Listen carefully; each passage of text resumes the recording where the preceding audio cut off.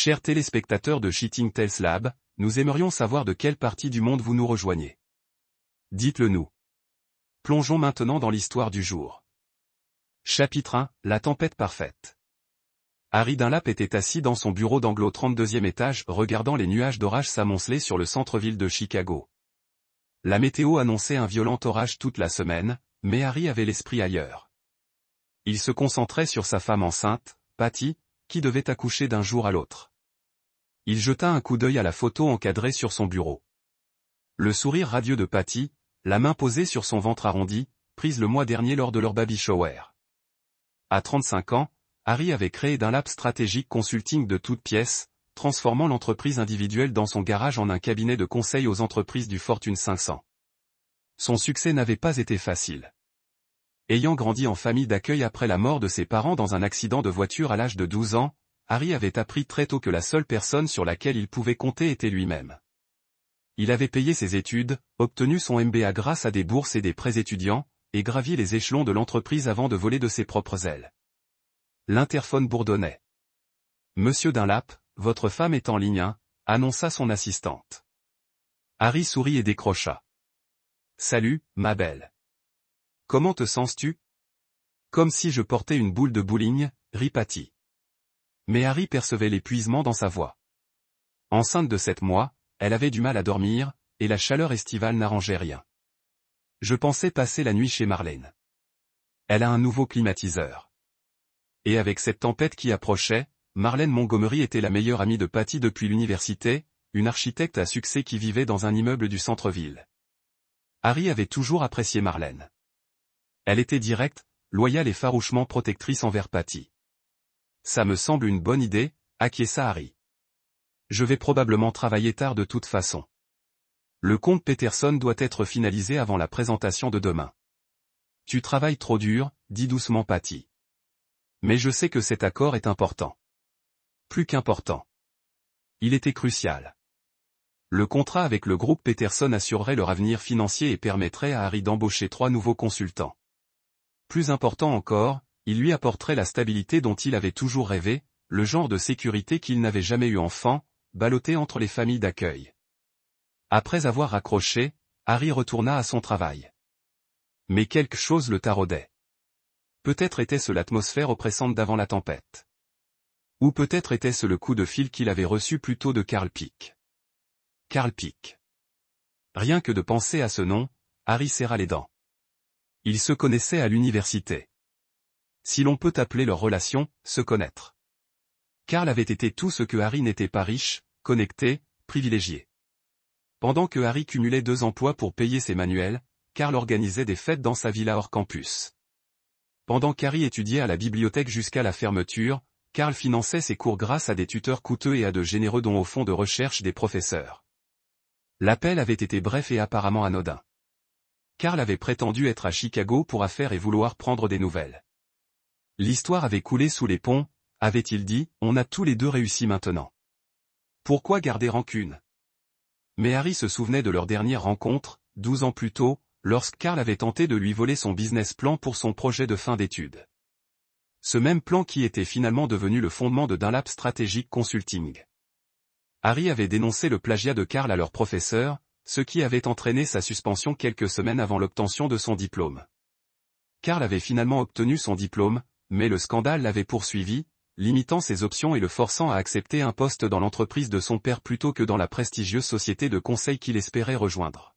« Je te détruirai pour ça », avait dit Carl ce jour-là, le visage rouge de rage et d'humiliation. « Un jour, quand tu t'attendras le moins, je prendrai tout ce qui compte pour toi. » Harry avait balayé la menace, la considérant comme les paroles désespérées d'un enfant gâté confronté pour la première fois à ses conséquences. Mais maintenant, 12 ans plus tard, avec la réapparition soudaine de Carl dans sa vie, Harry se demanda s'il avait sous-estimé son ancien camarade de classe. L'orage éclata vers 20 h, juste au moment où Harry préparait ses bagages pour partir. La pluie cinglait les vitres et le tonnerre grondait dans le ciel comme un coup d'artillerie. Le parking était un labyrinthe d'ombre et d'eau résonnante tandis qu'Harry se dirigeait vers sa voiture. Il essaya d'appeler Patty pour s'assurer qu'elle était bien arrivée chez Marlène, mais l'appel tomba directement sur la messagerie. Probablement juste l'orage qui perturbait les antennes relais, se dit-il, mais le malaise le tenaillait tandis qu'il traversait les rues désertes. La pluie tombait si fort que ses essuie-glaces peinaient à suivre, et plus d'une fois, il dut ralentir au ralenti lorsque la visibilité était devenue presque nulle. Le temps qu'Harry atteigne sa maison de Lincoln Park, il y avait eu des coupures de courant sur la moitié du pâté de maison. Sa propre maison était plongée dans le noir, ce qui était logique si Patty séjournait chez Marlène. Mais alors qu'il s'engageait dans l'allée, ses phares balayèrent quelque chose qui lui glaça le sang. Là, blotti sous le vieux chêne de leur jardin, se tenait une silhouette en imperméable. Harry sortit sa lampe torche de la boîte à gants et courut sous la pluie, le cœur battant la chamade. En s'approchant, il réalisa que c'était une femme, jeune, enceinte et à peine consciente. Mais ce n'était pas Patty. Bon sang, murmura-t-il en s'agenouillant à côté d'elle. Elle était trempée jusqu'aux os et tremblait violemment. Dis-moi, tu m'entends? Que s'est-il passé? Les yeux de la femme s'ouvrirent brusquement, flous et vitreux. Elle marmonna quelque chose qu'il ne comprit pas, puis s'affala contre le tronc de l'arbre. Harry n'hésita pas. Il la souleva et la porta jusqu'à la maison, attrapant des bougies et des couvertures tout en appelant le 911. Les ambulanciers arrivèrent 20 minutes plus tard, juste au moment où la femme commençait à reprendre conscience. Elle souffrait d'hypothermie et de déshydratation, dirent-ils. Mais elle et son bébé s'en sortiraient bien. Alors qu'il la chargeait dans l'ambulance, elle saisit le poignet d'Harry avec une force surprenante. Il a dit, tu m'as fait ça? Murmura-t-elle, laid. Poursuivit Karl, la voix légèrement brisée. Crystal Goldstein est morte parce que je n'ai pas pu assumer les conséquences de mes actes. Votre femme a perdu son enfant à cause de mon désir de vengeance. Il n'y a pas de retour en arrière possible. Non, acquiesça Harry d'un ton calme. Il n'y en a pas. Karl hocha la tête comme s'il s'attendait à cette réponse. Je plaide coupable de tous les chefs d'accusation. Prison à vie. Aucune possibilité de libération conditionnelle. Mon avocat me trouve fou, mais c'est ce que je mérite. Et Dixon? Francis conteste les accusations. Il pense toujours pouvoir s'en sortir. Le visage de Karl se durcit, mais les preuves sont accablantes. Il mourra en prison, tout comme moi. Harry se renversa dans son fauteuil, essayant de comprendre la conversation. Ce n'était pas le Karl Pick qu'il avait connu à l'université, ni le criminel désespéré qui avait pris des otages 6 mois plus tôt. C'était quelqu'un de complètement différent, quelqu'un de brisé, mais peut-être enfin honnête. Y a-t-il autre chose? Demanda Harry. Karl fouilla dans sa veste et en sortit une épaisse enveloppe. J'ai écrit des lettres à votre femme, à son frère, à la famille de Crystal Goldstein. Excuses, explications, tout ce que je peux te proposer pour conclure. J'espérais que tu le ferais. Je sais que je n'ai pas le droit de demander, mais je veillerai à ce qu'elle soit livrée, dit Harry en prenant l'enveloppe. Karl se leva lentement. Je sais que ça ne change rien. Je sais que dire que je suis désolé ne te ramènera pas ton enfant ni ne te fera revivre les mois d'enfer que je t'ai fait subir. Mais j'avais besoin que tu saches que je me souviens de qui j'étais et que j'ai honte de qui je suis devenu. Harry raccompagna Karl jusqu'à la porte. Karl. Ouais. Pour ce que ça vaut, j'espère que tu trouveras un peu de paix en prison. Pas le pardon, mais la paix. Karl sourit tristement. Merci, Harry. Et pour ce que ça vaut, tu as eu raison de me dénoncer à la fac. Tu as toujours été le meilleur. Après le départ de Karl, Harry resta assis seul dans son bureau un long moment, réfléchissant au cycle de vengeance et de rédemption, aux choix qui nous définissent et aux conséquences qui en découlent. Puis il prit son téléphone et appela Patty. « Salut, ma belle. Comment vas-tu » ? « Mieux, dit Patty. Et Harry perçut une joie sincère dans sa voix pour la première fois depuis des mois. Le docteur Reed dit qu'on pourra recommencer dès qu'on sera prêt. Sommes-nous prêts?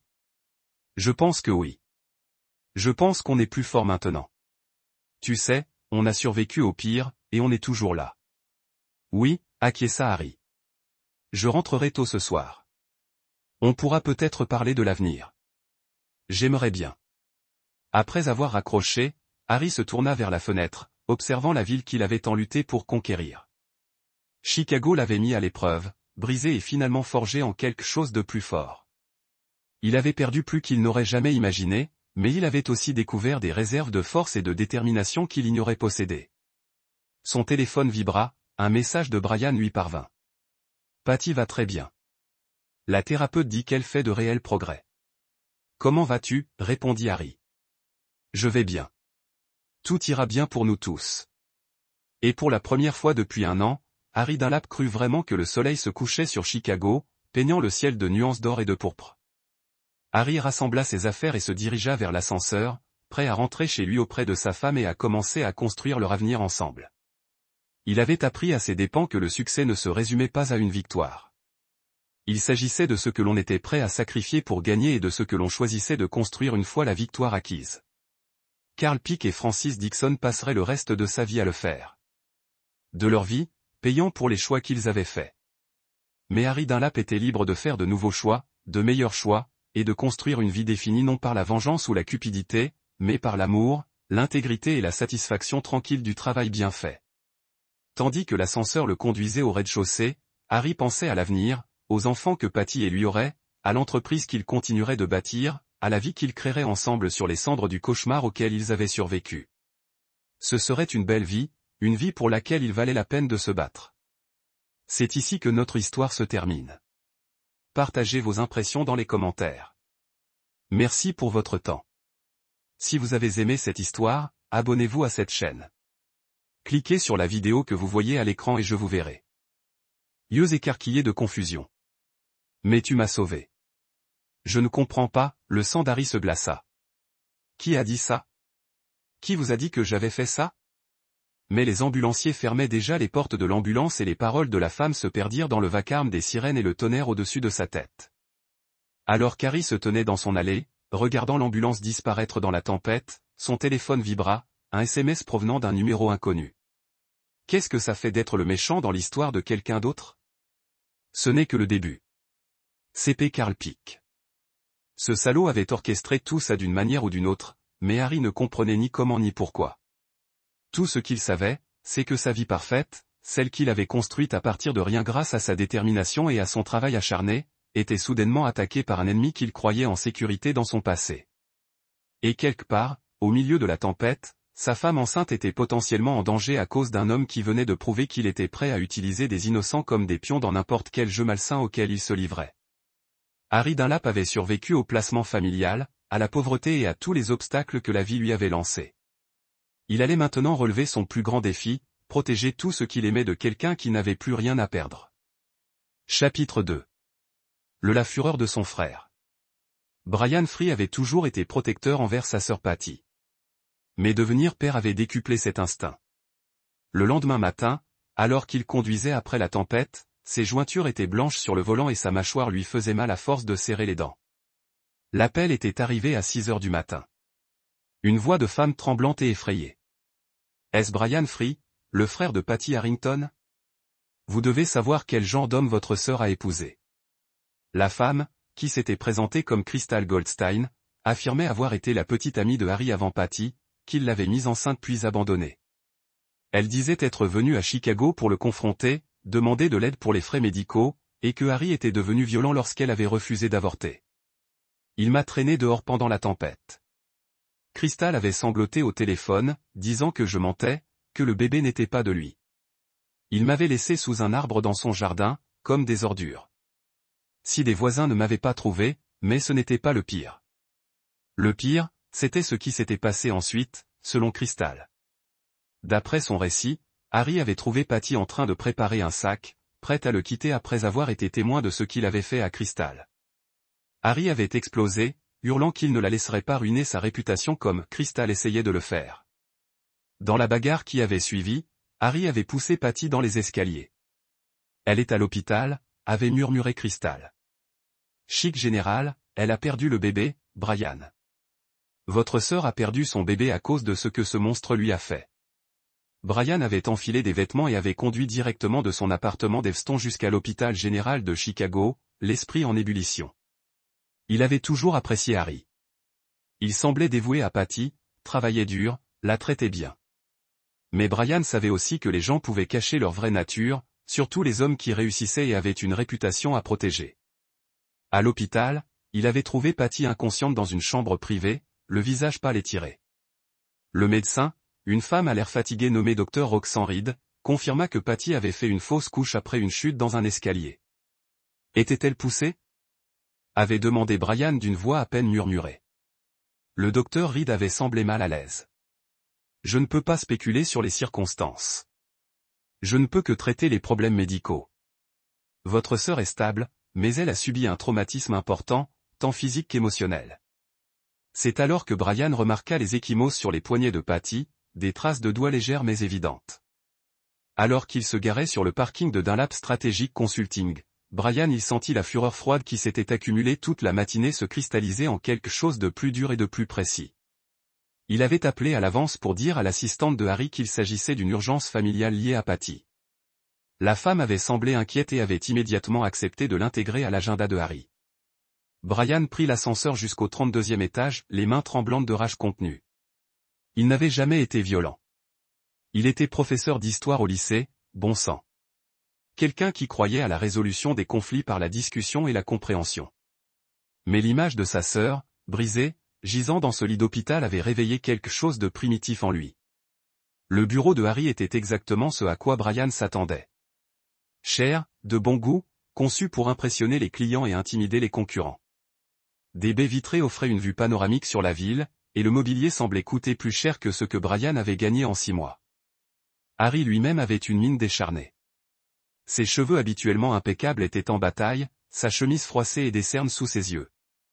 Lorsqu'il vit Brian, son visage s'illumina d'un soulagement apparemment sincère. « Brian, Dieu merci, tu es là », dit Harry en se levant de derrière son bureau. « J'ai essayé de joindre Patty toute la nuit. Elle va bien ? Est-elle arrivée chez Marlène avant l'orage ? » La prestation était impeccable, dut admettre Brian. S'il n'avait pas su ce qu'Harry avait fait, il aurait pu croire que son inquiétude était fondée. « Espèce de fils de pute », dit doucement Brian. L'expression de Harry passa du soulagement à la confusion. « Quoi, Brian ? Qu'est-ce qui ne va pas ? Où est Patty ? » « Elle est à l'hôpital, » dit Brian en observant attentivement le visage d'Harry. « Chenral, elle a perdu le bébé. » Le visage d'Harry se vida de ses couleurs.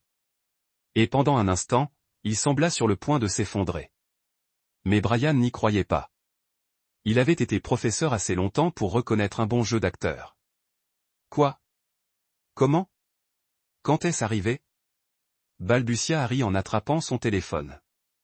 Je dois aller à l'hôpital. Je dois. Tu dois absolument rester loin d'elle. Brian l'interrompit en s'approchant. Je sais ce que tu as fait, Harry. Je sais pour Crystal Goldstein. Je sais que tu as poussé Patty dans les escaliers. Quelque chose brilla dans les yeux d'Harry. Pas de culpabilité, mais autre chose. De la reconnaissance, peut-être ? Crystal Goldstein ? Répéta Harry lentement. Brian, je n'ai aucune idée de qui c'est. Et je ne ferai jamais de mal à Patty. Tu le sais. Elle est tout pour moi. Coupe-le, s'exclama Brian. Crystal m'a tout dit. Comment ? Tu l'as abandonnée quand elle est tombée enceinte. Comment tu l'as traînée dehors pendant la tempête quand elle est venue te demander de l'aide ? Comment as-tu pu perdre la tête quand Patty a vu quel genre d'homme tu étais vraiment ? Harry secoua la tête, son expression passant de la confusion à une expression qui ressemblait presque à de la compréhension. Brian, écoute-moi bien attentivement, dit Harry, sa voix prenant une tournure plus dure. Je ne sais pas qui est Crystal Goldstein, et je n'ai certainement pas poussé ma femme dans les escaliers. Mais je crois savoir qui est derrière tout ça. Encore des mensonges, dit Brian. Mais quelque chose dans le ton de Harry le fit hésiter. Carl Pick, poursuivit Harry. Mon ancien colocataire de fac. Il m'a appelé hier. Il m'a dit qu'il voulait enterrer la hache de guerre. Hier soir, j'ai trouvé une femme enceinte sous un arbre dans mon jardin, inconsciente, presque morte de froid. Avant que les ambulanciers ne l'emmènent, elle a dit que quelqu'un lui avait dit que je lui avais fait ça. Brian a étudié le visage de Harry, cherchant des indices de tromperie. Mais Harry a soutenu son regard. Et pour la première fois depuis l'appel de Crystal, Brian a ressenti une lueur de doute. Vous dites que cette Crystal ment. Je dis que quelqu'un l'utilise pour me joindre par l'intermédiaire de ma famille, dit Harry. Et si Carl Pick est derrière tout ça, Patty est peut-être encore en danger. Le téléphone de Brian a explosé. Un SMS d'un numéro inconnu. Dis à ton beau-frère que ce n'est que le début. Il a détruit ma vie une fois. Maintenant, je vais détruire son PC. Brian montra le message à Harry, observant attentivement le visage de l'autre homme. La rage qui brillait dans les yeux de Harry semblait sincère. Et pour la première fois, Brian se demanda s'il avait commis une terrible erreur. « Brian, » dit Harry doucement. « Où est Patty exactement en ce moment ?»« Chicago Général, chambre 415. » Mais le médecin a dit qu'Harry était déjà en mouvement, attrapant sa veste et ses clés. « Il faut qu'on s'y rende immédiatement. Si Carl est prêt à utiliser une femme enceinte comme appât, on ne sait pas ce qu'il pourrait faire d'autre. » Alors qu'il se précipitait vers l'ascenseur, les pensées de Brian s'emballèrent. Avait-il été manipulé? Harry était-il vraiment la victime, et non le coupable? Et si oui, qu'est-ce que cela signifiait? Pour Patty? Les portes de l'ascenseur se refermèrent et Brian se surprit à étudier le profil de son beau-frère. Harry avait l'air d'un homme luttant pour sa vie. Non pas l'assurance suffisante de quelqu'un qui pensait s'en être tiré, mais la détermination désespérée de quelqu'un qui comprenait qu'il n'avait plus beaucoup de temps. « Harry, » dit finalement Brian. « Si tu me mens à ce sujet, je ne mens pas, » Harry l'interrompit d'une voix dure comme l'acier.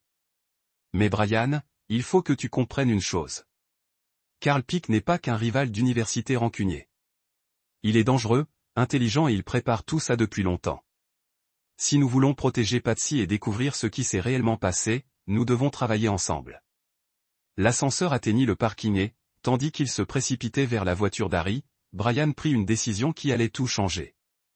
Il allait faire confiance à Harry Dunlap pour l'instant. Mais si c'était un autre mensonge, si Harry avait vraiment blessé sa sœur, Brian s'assurerait qu'il en paie le prix, quoi qu'il en coûte. Derrière eux, aucun des deux hommes ne remarqua la silhouette qui les observait dans l'ombre du parking, ni le sourire satisfait qui traversa le visage de Carl Peck lorsqu'il sortit son téléphone pour passer un autre appel. Le jeu ne faisait que commencer. Chapitre 3. Démêler la toile. La chambre d'hôpital était une véritable cocotte-minute. Patty gisait inconsciente dans son lit, les moniteurs émettant de légers bips autour d'elle, tandis qu'Harry, assis dans l'inconfortable chaise en plastique à côté d'elle, lui tenait la main comme si c'était la seule chose qui le maintenait ancré à la réalité. Brian arpentait la fenêtre, son téléphone collé à l'oreille, essayant d'obtenir plus d'informations sur Crystal Goldstein. Le docteur Roxane Reed avait hésité à donner des détails, invoquant le secret médical, mais elle avait confirmé que Patty était bel et bien tombée dans les escaliers et avait perdu le bébé. Ce qu'elle n'avait pas mentionné, ce que Brian n'avait découvert qu'en la pressant directement, c'était que Patty avait été retrouvée au bas des escaliers de l'immeuble de Marlène Montgomery, et non chez elle. Marlène est en chirurgie, annonça Brian après avoir raccroché. Appendice éclaté. Elle est au bureau depuis hier après-midi.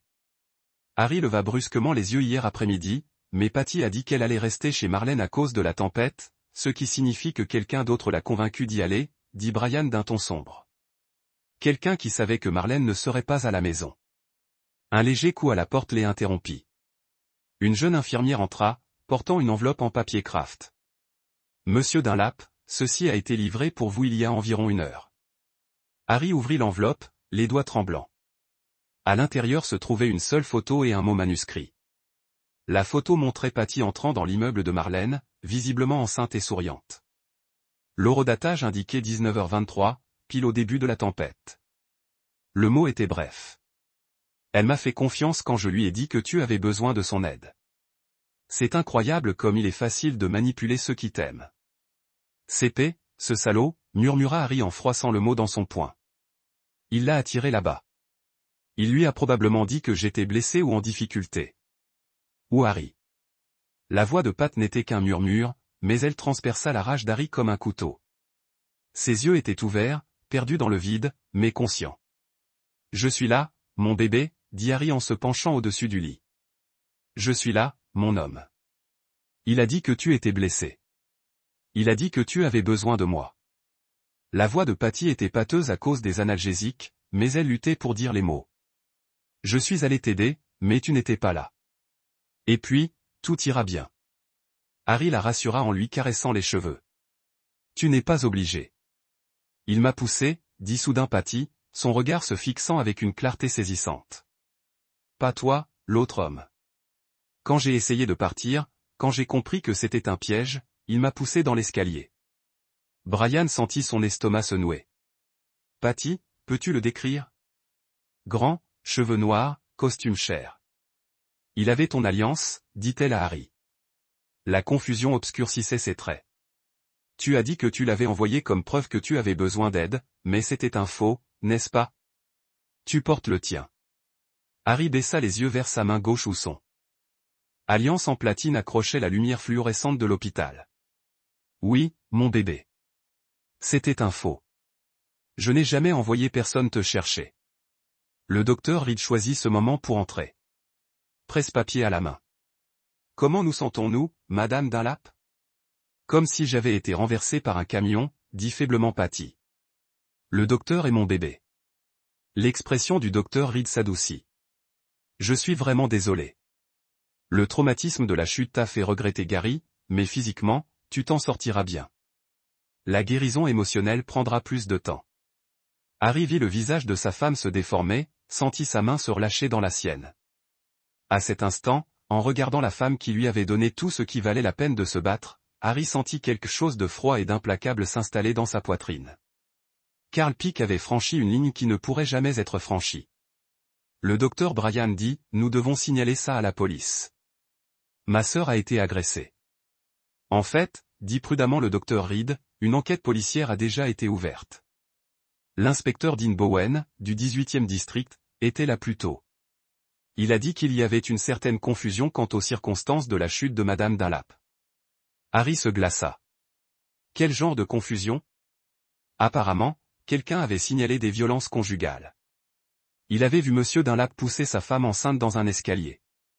Le docteur Reed parut mal à l'aise. L'inspecteur souhaite vous parler à tous les deux quand vous serez prêts.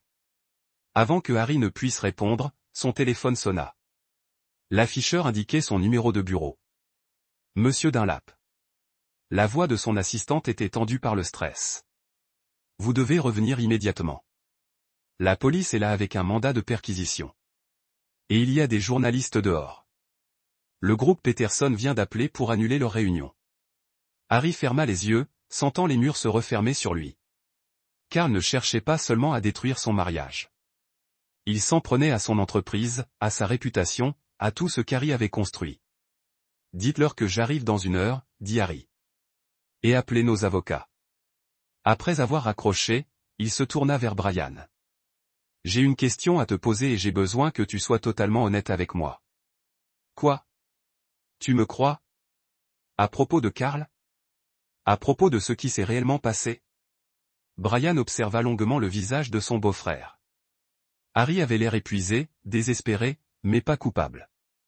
Plus important encore, Patty venait de confirmer que ce n'était pas Harry qui l'avait poussé. Ouais, dit Brian, enfin. Je te crois. Mais Harry, ce type joue aux échecs pendant qu'on joue aux dames. Il nous fait réagir à ses coups au lieu de faire les nôtres. Un petit sourire se dessina au coin des lèvres de Harry. Le premier que Brian voyait depuis son arrivée à l'hôpital.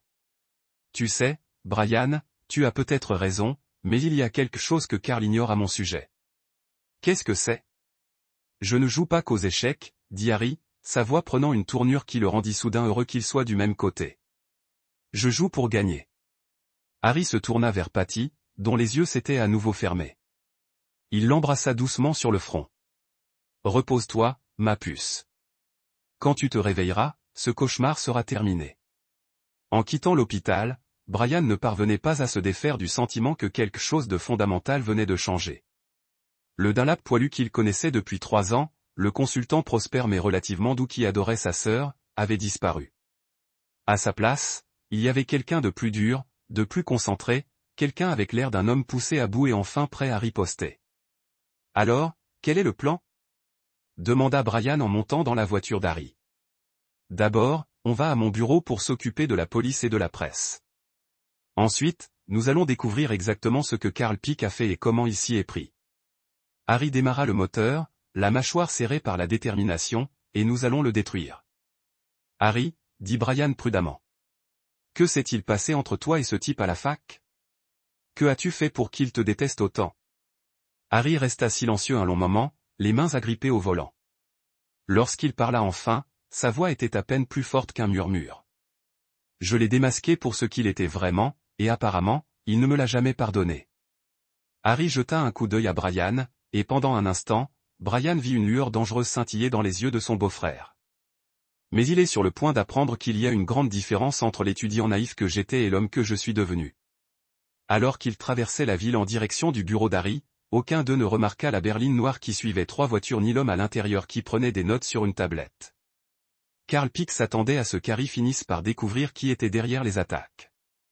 Mais il comptait sur la réaction prévisible de ses anciens camarades. Ce que Carl ignorait, c'est qu'Harry Dunlap avait appris quelques notions de stratégie et de patience au cours des années passées à bâtir un cabinet de conseil prospère. Et parfois, le meilleur moyen de gagner une partie d'échecs était de laisser croire à son adversaire qu'il gagnait jusqu'au moment où on lui arrachait son roi. Chapitre 4. La contre-attaque. L'inspecteur Dean Bowen était tout ce qu'Harry attendait d'un inspecteur de la police de Chicago. Yeux fatigués, costume froissé et ce scepticisme-là qui naît de la vision excessive de la nature humaine à son pire. Il attendait dans la salle de conférence de Harry lorsqu'ils arrivèrent, accompagnés de 2 agents en uniforme et d'une femme qu'Harry ne reconnut pas. « Monsieur Dunlap, je suis l'inspecteur Bowen. Voici la procureure adjointe Misty Ryan. » L'inspecteur fit un geste vers la femme qui devait avoir la quarantaine, le regard perçant et un tailleur coûteux.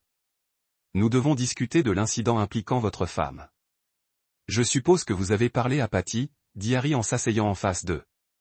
Elle confirma que je n'étais pas là quand elle a été poussée dans les escaliers. « Oui, nous avons sa déclaration, » dit Ada Ryan d'une voix douce. « Mais nous avons aussi un témoin qui affirme vous avoir vu dans l'immeuble au moment de l'incident. » Harry se glaça. « Quel témoin ?» L'inspecteur Bowen consulta ses notes. « Crystal Goldstein. Elle dit qu'elle vous suivait parce que vous la menaciez et qu'elle vous a vu pousser votre femme dans les escaliers avant de fuir. » « C'est impossible, » interrompit Brian. « Crystal m'a appelé ce matin pour affirmer que Harry l'avait agressée pendant la tempête. Elle ne peut pas l'avoir vu pousser Patty si elle était inconsciente dans son jardin. » L'inspecteur et l'assistante du procureur ont échangé un regard. « Nous n'avons aucune trace d'agression sur une Crystal Goldstein, et certainement aucune admission à l'hôpital correspondant à cette description. » Harry sentit les pièces du puzzle s'emboîter, car ce n'était pas Crystal Goldstein sous cet arbre. C'était quelqu'un d'autre, quelqu'un que Carl Pick avait payé ou contraint à jouer le rôle. « Qui est Carl Pick ?» demanda l'inspecteur Bowen. Harry sortit son téléphone et le leur montra. Le SMS que Brian avait reçu. « Carl Pick est l'homme derrière tout ça. Il prépare cette attaque contre ma famille depuis des mois, peut-être des années. » Ada Ryan parut sceptique. « Monsieur Dunlap, c'est une accusation très grave. Avez-vous des preuves autres qu'un SMS qui aurait pu être envoyé par n'importe qui ? » Pas encore, admit Harry. Mais je le ferai. En attendant, l'inspecteur Bowen dit, debout. Nous allons avoir besoin que vous restiez disponible pour l'interrogatoire. Ne quittez pas la ville sans nous prévenir. Après le départ de la police, Harry resta seul dans sa salle de conférence, scrutant les gratte-ciel de Chicago. Son assistant frappa et entra avec hésitation.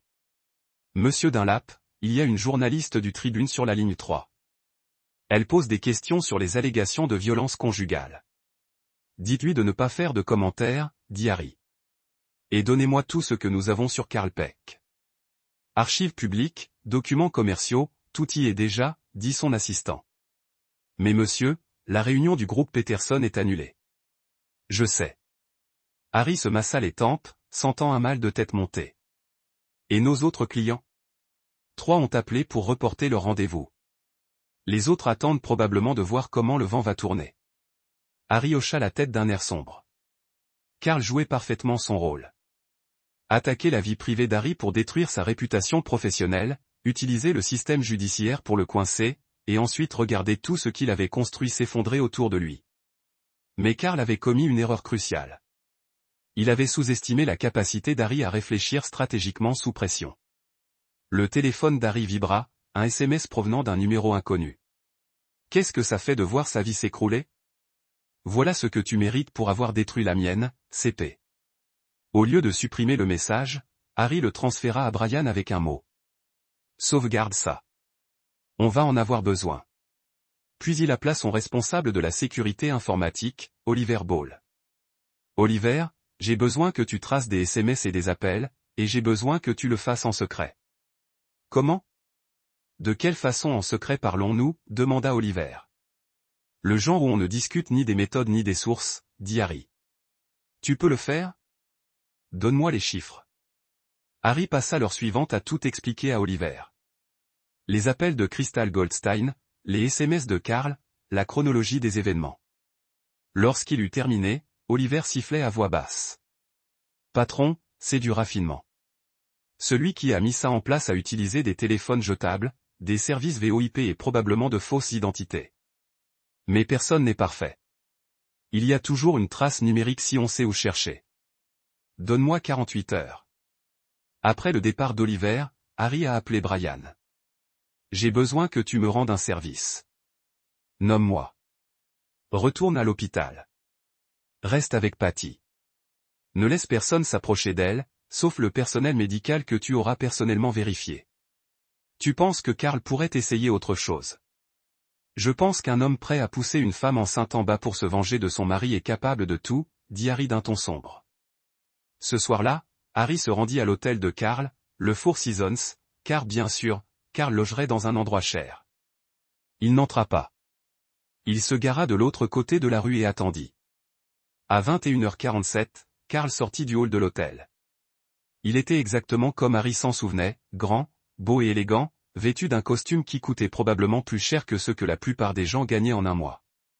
Karl marcha 3 pâtés de maison jusqu'à un petit café où il rencontra une femme qu'Harry ne reconnut pas. Harry prit des photos avec son téléphone tandis que Karl lui tendait une enveloppe. De l'argent changeait de main. Des instructions pour la suite de son plan. Harry ne pouvait le dire, mais il nota tout. Lorsque Karl revint à son hôtel 1 heure plus tard, Harry le suivit à l'intérieur. Karl appela Harry tandis que son ancien camarade de classe attendait l'ascenseur. Karl se retourna et, l'espace d'un instant, Harry vit une lueur de surprise se dessiner sur son visage avant de disparaître. Remplacé par un sourire suffisant. Harry Dunlap. Tu as l'air affreux. Comment va ta femme? Harry dit simplement, non, merci à toi. Je ne vois pas de quoi tu parles, dit Karl, mais son regard était froid et calculateur. J'ai entendu parler de ta situation familiale malheureuse. C'est vraiment dommage que des hommes qui réussissent laissent leur colère prendre le dessus. Tu as fait une erreur, Karl, dit Harry en s'approchant. Tu as supposé que j'étais toujours la même personne que tu connaissais à la fac. Oh, et quel genre de personne es-tu maintenant? Harry sourit. Et il y avait quelque chose dans ce sourire qui fit reculer Karl involontairement. Le genre de personne qui ne s'énerve pas, dit Harry doucement. Le genre de personne qui prend sa revanche.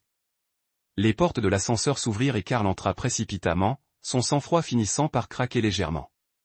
Tu ne peux rien prouver, Harry, dit-il alors que les portes commençaient à se fermer. Et quand j'en aurai fini avec toi, il ne te restera plus rien. On verra bien, dit Harry. Alors que l'ascenseur emportait Karl, Harry sortit son téléphone et appela Oliver. Changement de plan, a-t-il déclaré. Je n'ai pas besoin de 48 heures. J'en ai besoin de 12. Et Oliver, je me fiche de ce que cela coûte ou des lois que nous devons contourner. Trouvez-moi tout. En retournant à sa voiture, Harry ressentit quelque chose qu'il n'avait pas vécu depuis ses années en famille d'accueil. La détermination froide et concentrée qui venait du fait de n'avoir absolument plus rien à perdre. Karl Pick avait enlevé son enfant à naître, avait failli détruire son mariage et démanteler systématiquement son entreprise. Mais Karl avait oublié la leçon la plus importante de leurs années d'université. Harry Dunlap ne restait jamais longtemps au sol et lorsqu'il se relevait, il ripostait 2 fois plus fort. Le jeu était sur le point de changer. Chapitre 5, la criminalistique numérique et les vieilles blessures. Oliver Ball était le responsable de la sécurité informatique d'Harry depuis 3 ans, mais il n'avait jamais vu son patron ressembler à ça. Il y avait quelque chose de presque prédateur dans le silence d'Harry alors qu'il était assis en face du bureau d'Oliver à 6 heures du matin, attendant le rapport qui soit lui sauverait la vie, soit confirmerait ses pires craintes. J'ai 2 bonnes et de mauvaises nouvelles, dit Oliver en étalant les imprimés sur son bureau. La bonne nouvelle est que Karl Pick est négligent lorsqu'il pense gagner.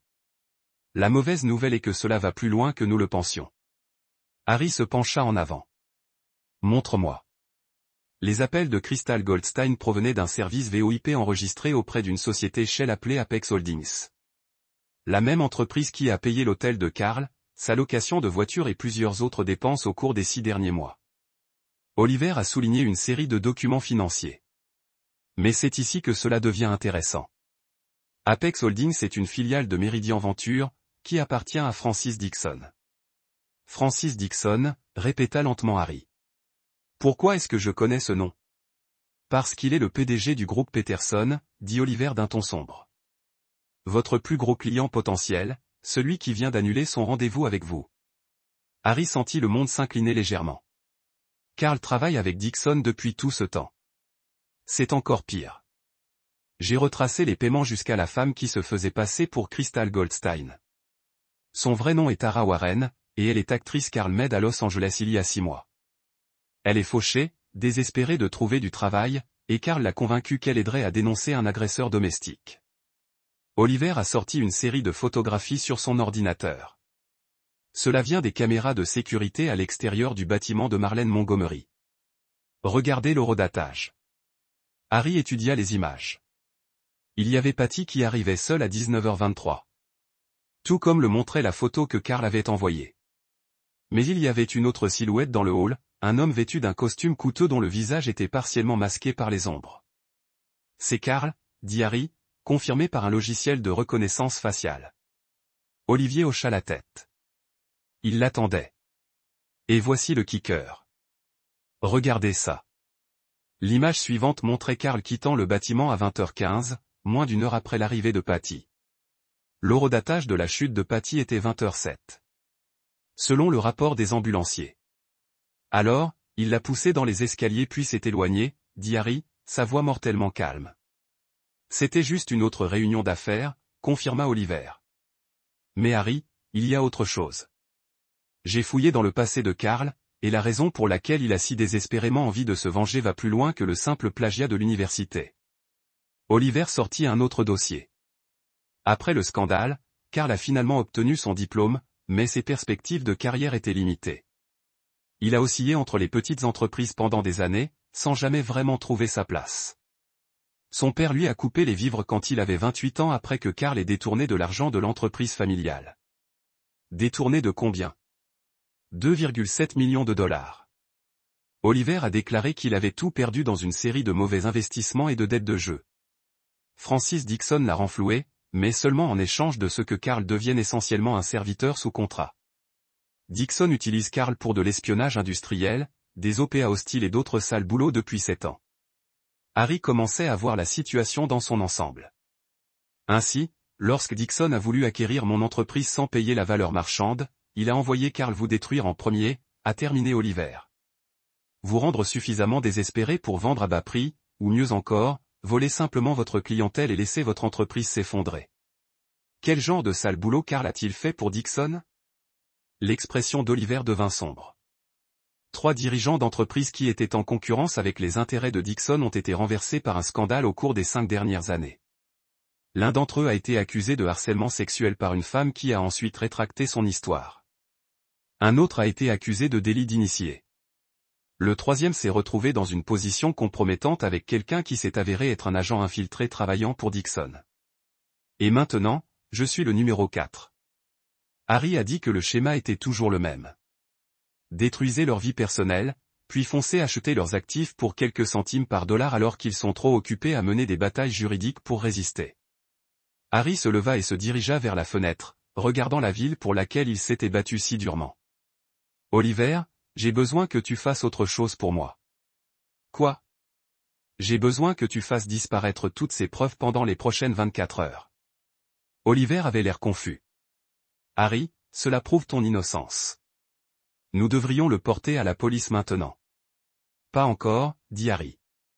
Parce que je ne vais pas simplement blanchir mon nom. Je vais détruire Carl Pick et Francis Dixon tous les deux. Et pour que cela fonctionne, ils doivent penser qu'ils continuent de gagner. Le téléphone d'Harry sonna.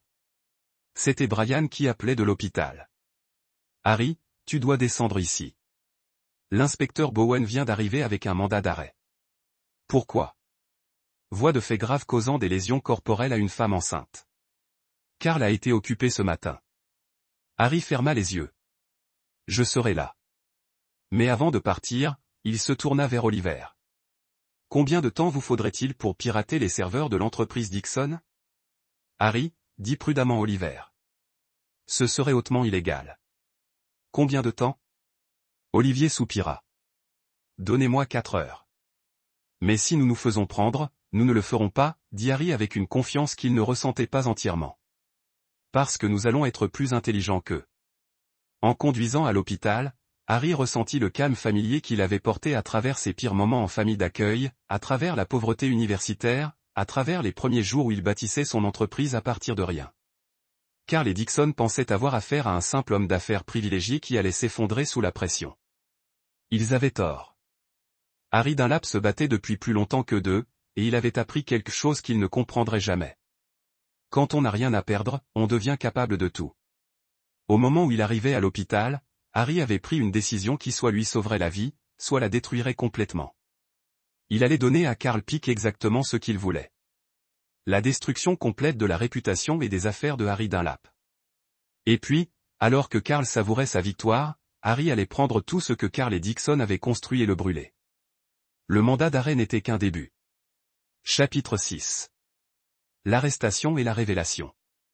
Les menottes se refermèrent autour des poignets d'Harry avec une détermination qui sembla résonner dans le couloir de l'hôpital. Le détective Bowen était professionnel mais ferme lorsqu'il lisait à Harry ses droits. Tandis que l'AD à Misty Ryan regardait avec ce qui aurait pu être une satisfaction. C'est ridicule, dit Brian, la voix tendue par la frustration.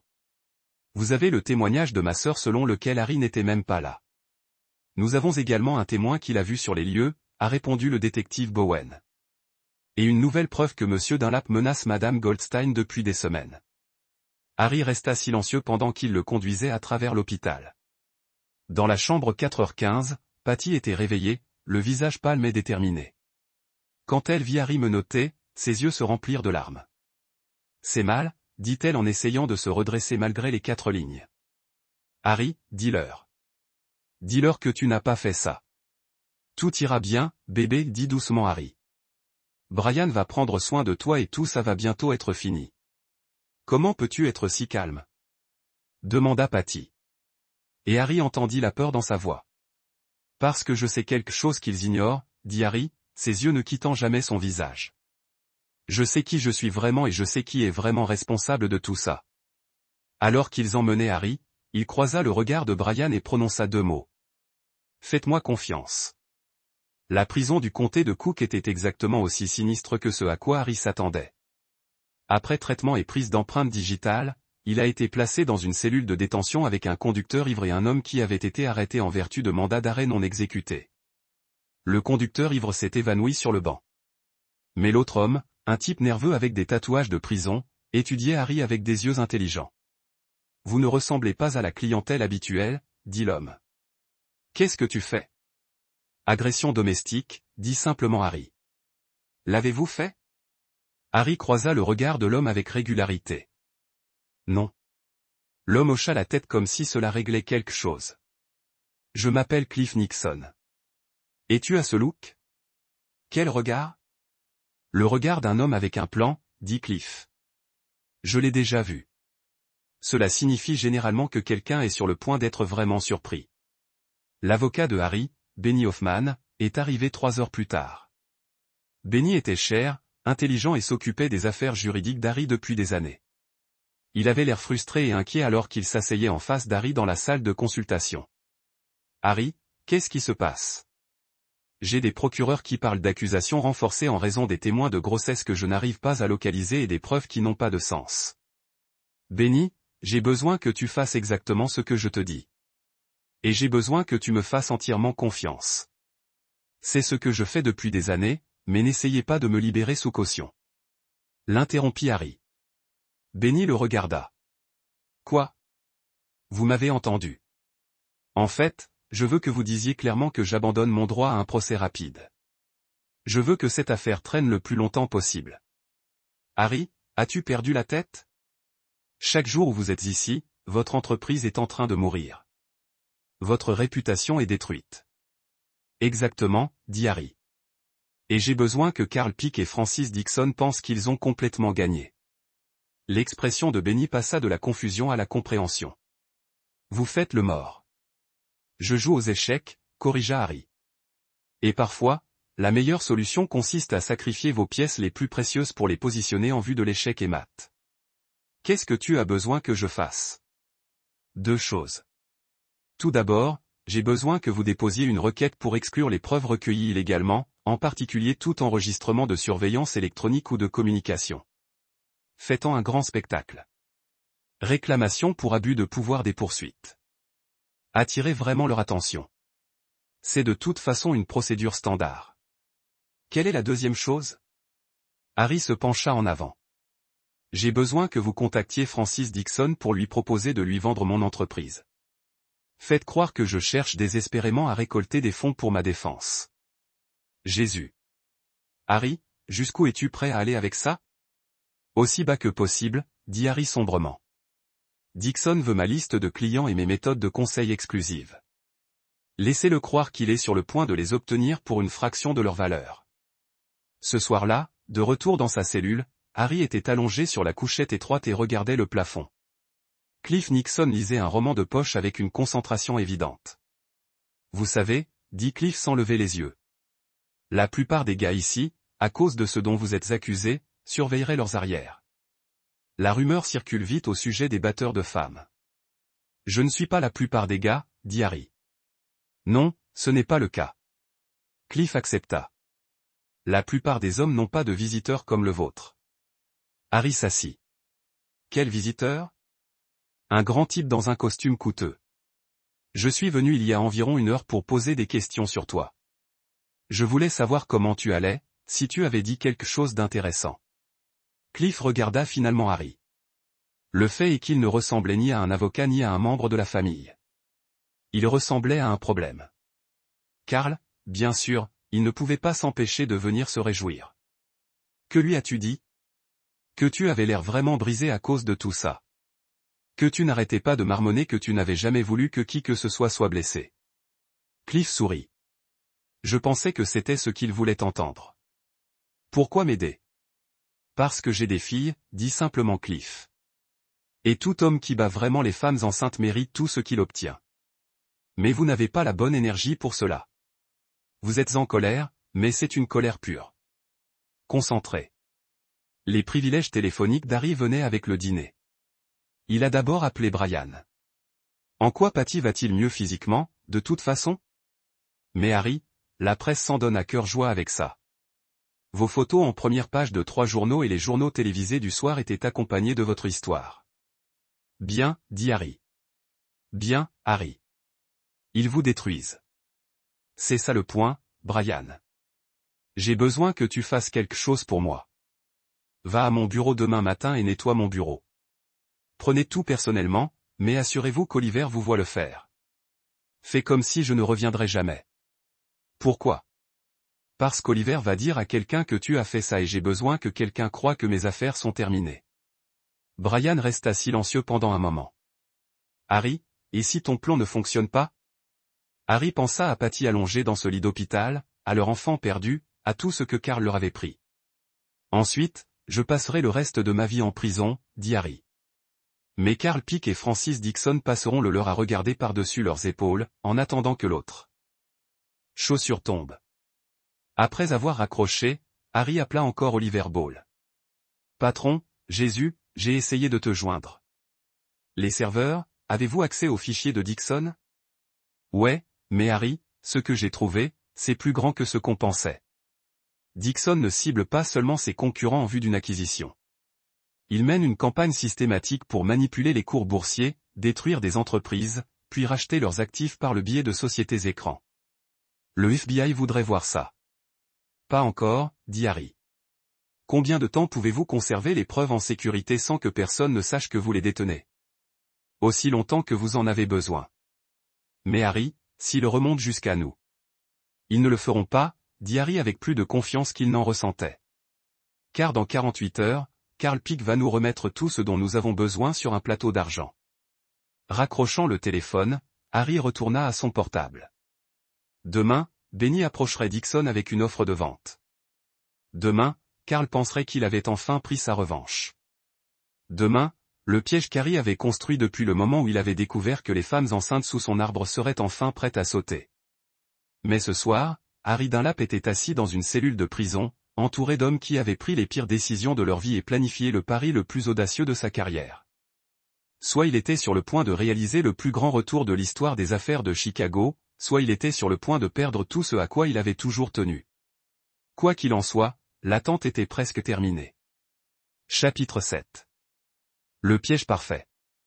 Le bureau de Francis Dixon occupait tout le dernier étage de la Meridian Tower avec des baies vitrées offrant une vue imprenable sur le centre-ville de Chicago. L'homme lui-même était plus petit que ce à quoi Harry s'était attendu, avec des cheveux argentés et le genre de traits doux qui venait d'une vie de luxe.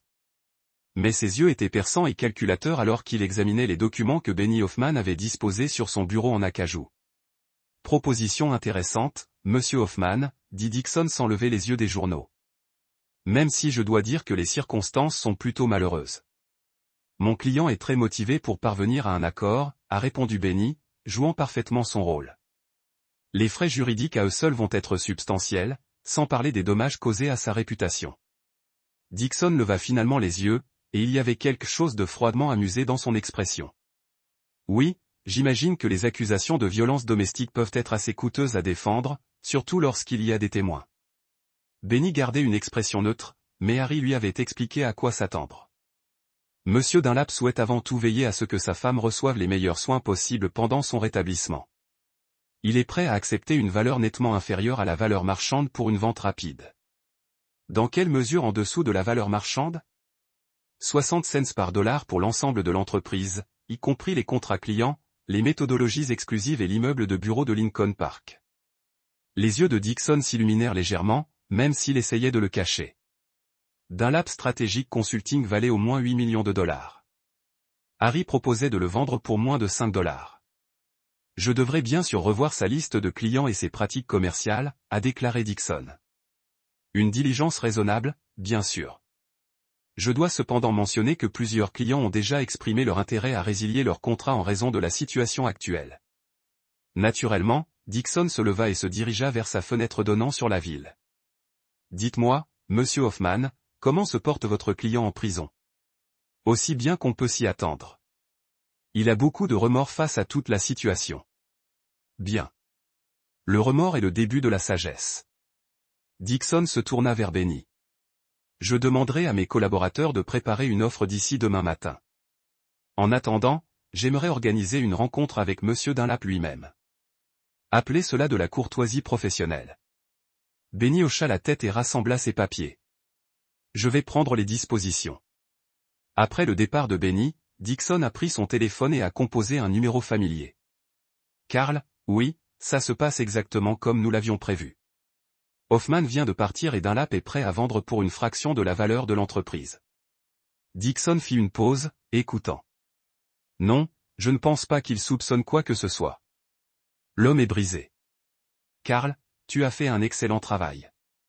3 pâtés de maison de là, dans la prison du comté de Cook, Harry écoutait la conversation à travers l'écouteur qu'Oliver avait caché dans la mallette de Benny.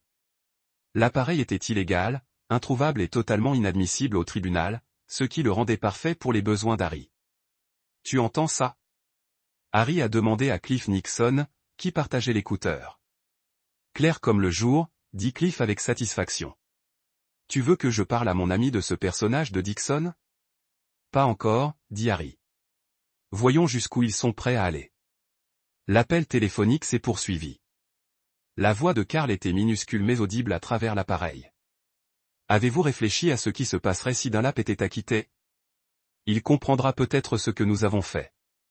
Il ne sera pas acquitté. Dixon a répondu avec confiance. Notre témoin est solide et nous nous sommes assurés que les preuves étaient son histoire. De plus, même s'il bat les accusations criminelles, les poursuites civiles détruiront ce qui reste de son entreprise.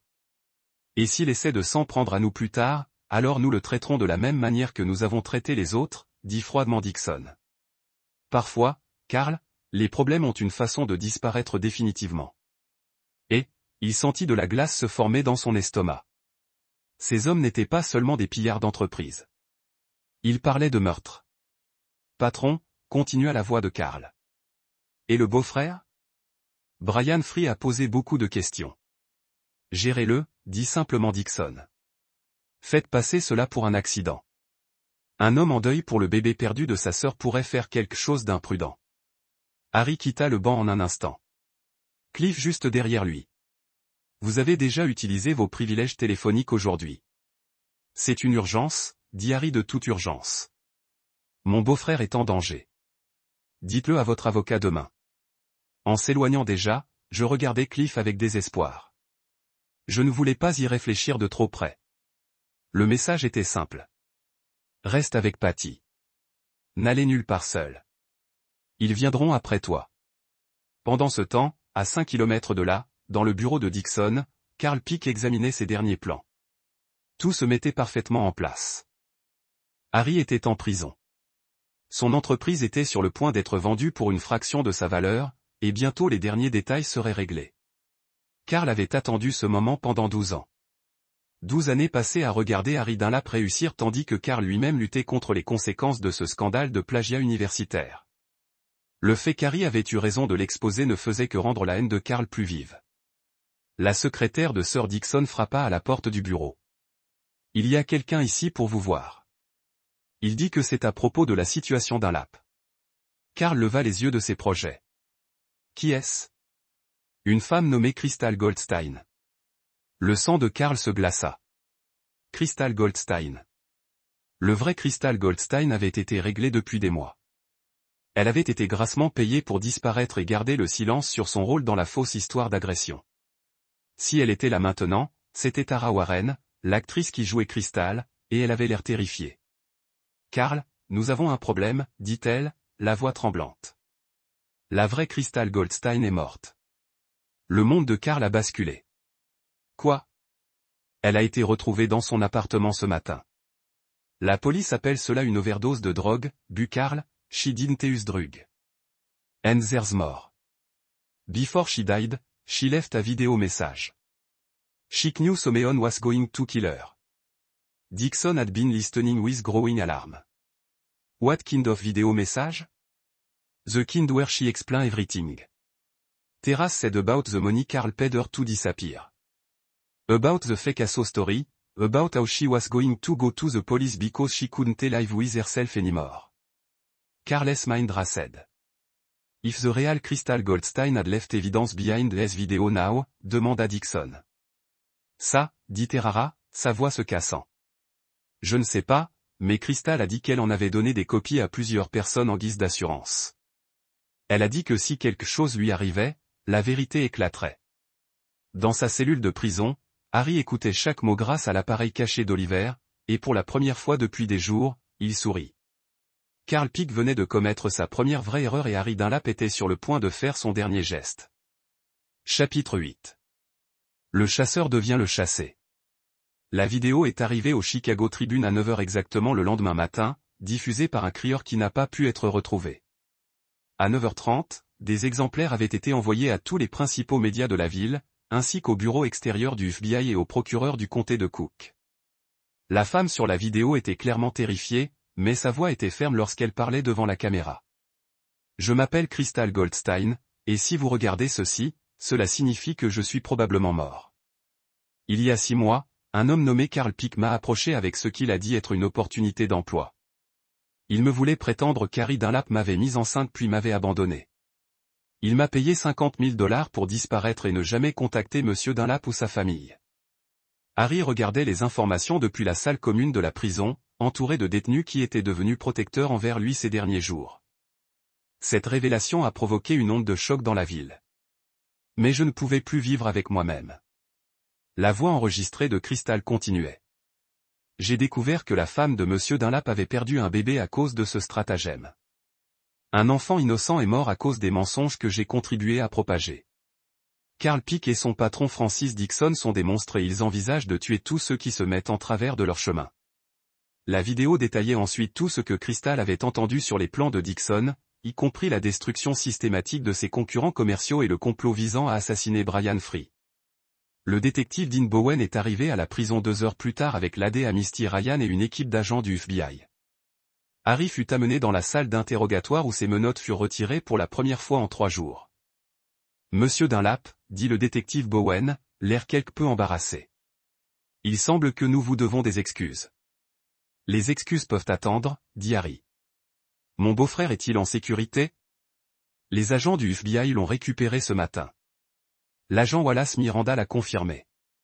Il est en détention préventive avec votre femme et Carl Peck. L'expression de l'agent Miranda se durcit. Carl Peck et Francis Dixon sont actuellement barricadés dans l'immeuble de bureau de Dixon. Ils ont pris des otages. Harry sentit son sang se transformer en glace. Quel genre d'otage? La secrétaire de Dixon et 2 gardes de sécurité. Ils exigent un passage sur hors du pays en échange de la vie des otages. Ils savent que c'est fini.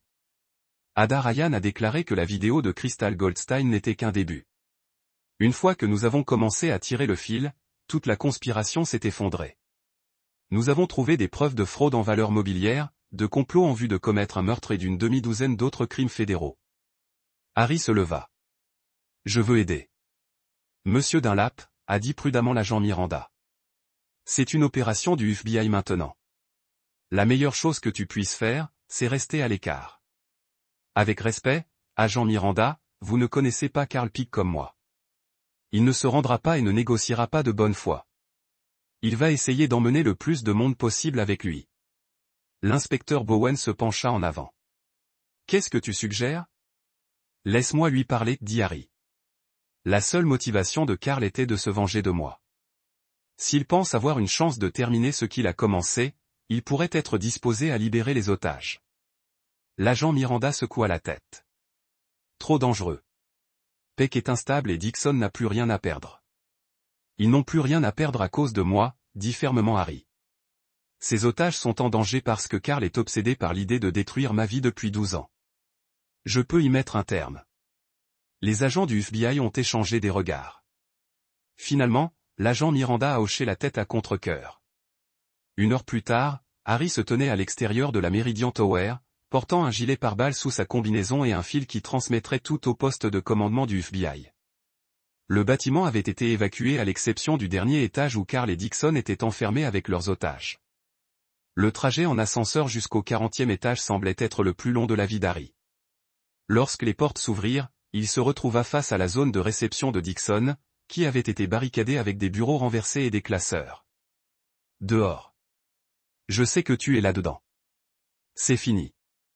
Laissez partir les otages et nous pourrons en finir entre nous. Pendant un long moment, il n'y eut que le silence. Puis la voix de Carl résonna derrière la barricade. Harry a fait un tour. Venez vous réjouir, n'est-ce pas? Je suis venu pour en finir, dit Harry en marchant lentement vers la barricade. Tu voulais détruire ma vie. Félicitations. Vous l'avez fait. Ma femme a perdu notre bébé. Mon entreprise est en ruine. Et j'ai passé 3 jours en prison pour quelque chose que je n'ai pas fait. Tu as gagné, Carl. Maintenant, laissez partir les innocents. Je n'ai pas gagné. La voix de Carl était rauque de rage. Tu es toujours en vie. Vous avez toujours votre vie parfaite. Regarde autour de toi, Carl. Ma vie n'est plus parfaite. Vous l'avez cassée comme vous l'aviez prévu. Une partie de la barricade bougea et Carl apparut, pointant une arme sur Harry avec des mains tremblantes. Son costume coûteux était froissé, ses cheveux ébouriffés et il y avait quelque chose de sauvage dans ses yeux. 12 ans, a déclaré Carl. Cela fait 12 ans que je planifie ça. Savez-vous ce que c'est que de savoir que tout le monde sait que vous êtes un fraudeur? Se voir fermer les portes au nez à cause de quelque chose qui s'est passé à l'université. Vous étiez un imposteur, dit calmement Harry. Vous avez volé mon travail et je vous ai exposé pour cela. Tout ce qui vous est arrivé par la suite était la conséquence de vos propres choix. Mes choix? Carl rit amèrement. J'ai fait une erreur et tu as détruit tout mon avenir. Non, Carl. Vous avez fait le choix de voler. Vous avez fait le choix de travailler pour Dixon. Vous avez fait le choix de blesser des innocents pour vous venger de moi. C'était tous vos choix. Derrière Carl, Harry pouvait voir Dixon et les 3 otages. Dixon avait l'air calme, calculateur, planifiant probablement déjà son prochain mouvement. Les otages, une femme d'âge moyen et 2 jeunes agents de sécurité, semblaient terrifiés, mais indemnes. Vous voulez savoir quel choix je fais maintenant? Demanda Carl en resserrant sa prise sur le pistolet. Je sais quel choix tu fais, dit doucement Harry. Le même choix que tu as fait toute ta vie. Vous choisissez de rejeter la responsabilité de vos problèmes sur tout le monde au lieu d'en assumer la responsabilité. Toi, grogna Karl, levant le pistolet vers la poitrine d'Harry. Mais Harry bougeait déjà, plongeant sur le côté lorsque le coup de feu retentit. La balle a brisé une fenêtre derrière lui et soudain, l'équipe tactique du FBI a afflué dans la pièce depuis les 2 cages d'escalier. Dans le chaos qui a suivi, Dixon a tenté d'utiliser les otages comme boucliers, mais l'équipe tactique était trop bien entraînée. En quelques secondes, les 2 hommes se retrouvèrent au sol, menottés, et les otages furent mis en sécurité. Karl leva les yeux vers Harry depuis le sol, du sang coulant d'une coupure sur son front, là où il avait heurté le sol. « Ce n'est pas fini, Alta-Teil. »« Oui, ça l'est, » dit simplement Harry.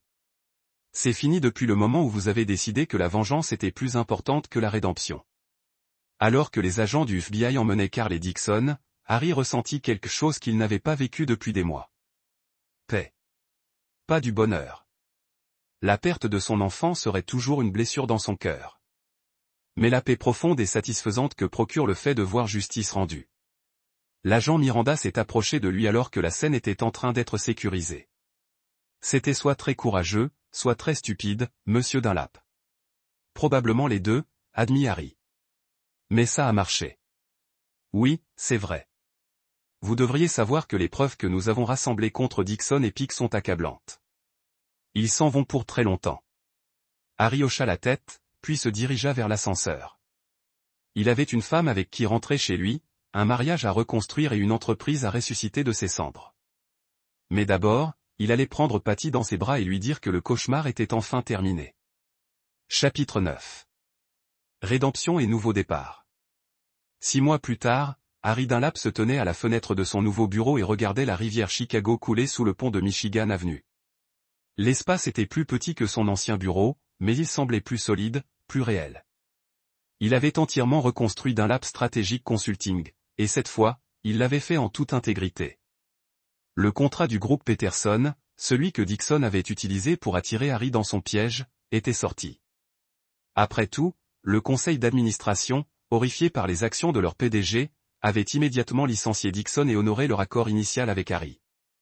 D'autres clients étaient revenus lorsque la vérité sur le complot avait été révélée, et Harry avait été inondé de nouvelles affaires émanant d'entreprises impressionnées par la façon dont il avait géré la crise.